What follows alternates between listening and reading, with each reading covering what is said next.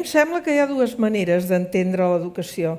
Una manera que és entendre com si les criatures arribessin i fossin una mena de pot que ja està fet i l'educació tracta d'anar-los omplint de coses. I una altra manera que és entendre que quan arriben només són encara una bola de fang, però no sabem quina forma tindran. I la forma els hi hem d'anar ajudant a adquirir.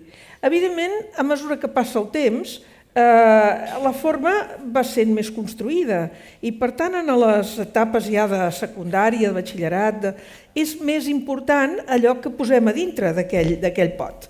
Però en les primeres etapes, sobretot, és la construcció del pot lo important. Llavors aquí ve allò de la personalització, cada pot és diferent. Per tant, el fang és diferent de cadascú i hem de veure com la forma que va adquirint ajudem també en funció de quina és la manera de ser. Llavors, per exemple, clar, a mi què em va passar? Que jo vaig ser alumne d'una escola que, després de la gran tradició que hi va haver a Catalunya al primer terç del segle XX, encara quedava alguna cosa. De manera que quan tu has fet la pregunta de i què passa, què pensen als 15 anys, a mi saps què se m'ha acudit? Que la lectura és una aventura, perquè això és el que em van ensenyar. I no teníem llibres de text a la meva escola, no hi havia llibres de text. Teníem una immensa biblioteca, anàvem allà, sempre llegíem i després fèiem resums dels llibres i tot això era meravellós i realment per mi l'aventura avui, tants anys després, segueix sent encara una aventura. I em sembla que és per on hauríem d'anar. Llavors, què passa? Que hem d'ensenyar a viure, estic totalment d'acord amb el que deies tu, hem d'ensenyar sobretot les relacions socials, hem d'ensenyar tot això. Però això ha estat molt difícil mentre tenim aquest currículum que és com una presó. Per tant, hem de trencar amb això i hem d'anar molt més a que l'aprenentatge sigui d'una altra manera, que passa que és difícil perquè no hem trobat el fil per explicar-ho. I per on ha d'anar aquest aprenentatge? Doncs una mica pel que has dit abans. Cada criatura ha de trobar la seva forma definitiva, però procurem no posar-los a sobre estereotips. Parlaré més de la coeducació perquè més aquests dies toca, perquè hem vist que és un clam que ha sortit, tantíssimes dones hem sortit per les ciutats espanyoles i del món a dir ja n'hi ha prou, volem una altra cosa. I l'educació avui encara ha facilitat que les dones adquirim un nivell educatiu alt, però superior al dels homes en conjunt avui, però en canvi ens segueix transmetent un gènere que ens fa dubtar de nosaltres mateixes, donar-nos sempre la culpa, ens dona una gran inseguretat, som encara el segon sexe, que va dir la Simone de Beauvoir. I això se'ns transmet de mil maneres a través de la família, a través de l'escola, a través dels mitjans de comunicació, i l'escola hi pot fer molt.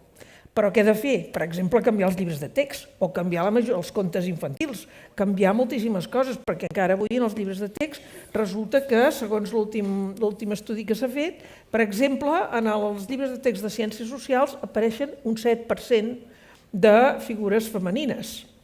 Per tant, les nenes no troben referents. On apareixen sobretot les figures femenines en els llibres de text?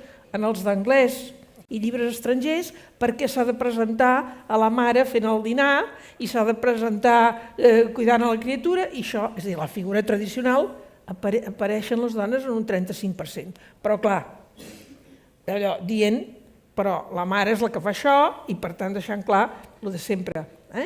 Llavors, això necessitem canviar-ho. I per fer això hem de trencar els estereotips de gènere i hem d'educar d'una altra manera. Però que quan parlem dels de gènere podem dir el mateix respecte dels estereotips vinculats a la classe social, els estereotips que encara els desconeixem més, perquè ara figura que ja no n'hi ha de classes socials, en realitat existeixen totalment, però ja no se'n parla, per tant sembla que no hi siguin. Però sí que hi ha un tractament diferencial segons classe social. I el mateix respecte a l'origen, per exemple, l'origen geogràfic de les criatures, que és una altra qüestió que en aquest moment tenim en el nostre país. De manera que jo crec que, per sort, estem en un moment d'una gran